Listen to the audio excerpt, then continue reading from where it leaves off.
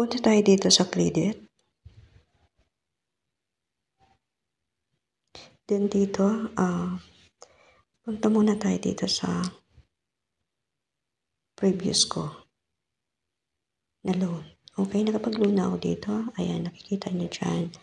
September 26, $3.31. Okay, then may credit score na akong 1. Actually, bayad na yan. Ayan, bayaran na siya. So, sa ngayon, pag uutang uli ako, ito yung pwede ko uling hiramin, 3.49. So, sagad na yan. So, sabi dito, your credit limit is temporarily reduced due to high demand daw. So, maraming nangungutang pala dito. Ayan. Then, hindi naman ito nagpapahiram din. So, sa tingin ko, kapag walang laman yung iyong wallet.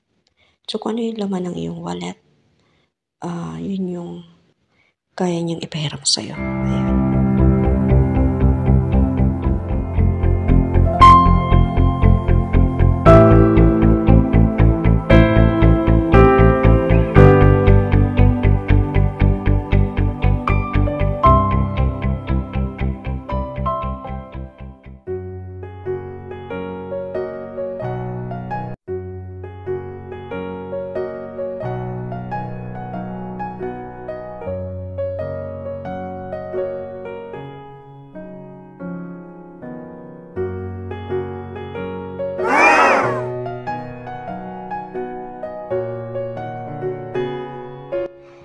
Andito yung niloan ko.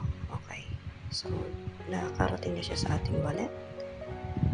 Isa siyang USDC. So, gusto ko siyang papalitan or iswap sa Worldcoin. So, ayan, papalitan natin siya sa Worldcoin. Pindutin natin yung uno. Then, pindutin natin yung swap. Ayan. Then, ilagay natin dito sa taas yung USDC. Ayan. Then, sa baba yung Worldcoin. Ayan. USDC to Worldcoin. Pindutin lang natin yung maximum para mapalitan siya sa Worldcoin. Ngayon, isa-swap natin siya. Ayan. Allow lang natin.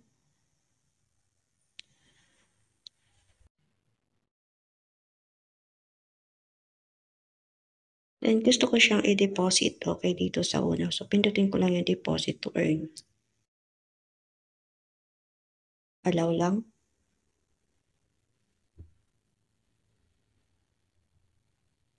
Then, close natin. Then, punta tayo dito sa earn.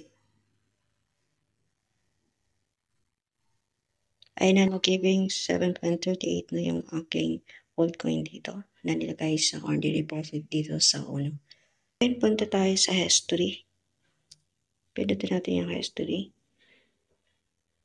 Ayan, makikita mo rito na nag-swap ako dito ng USDC to Worldcoin. Then, nag-deposit ako sa uno ng Worldcoin. Ayan, 2.6 na dagdag sa ating wallet dito na di-deposit. Meron ako ditong 604 pesos sa aking wallet sa Waldo.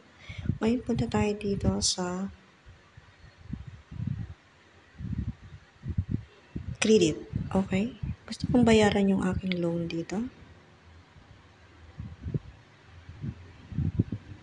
Ayan, yung aking loan, outstanding dito is 3.48. Yan yung aking loan or nasa 2.72 Worldcoin. Okay, so ngayon gusto ko siyang bayaran. So, pindutin natin tong repay. Then, through Worldcoin.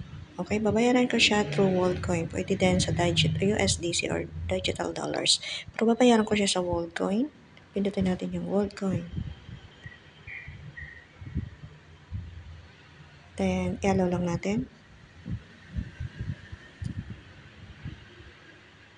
Processing your prepayment. Wait a moment, sabi. So, wait lang natin.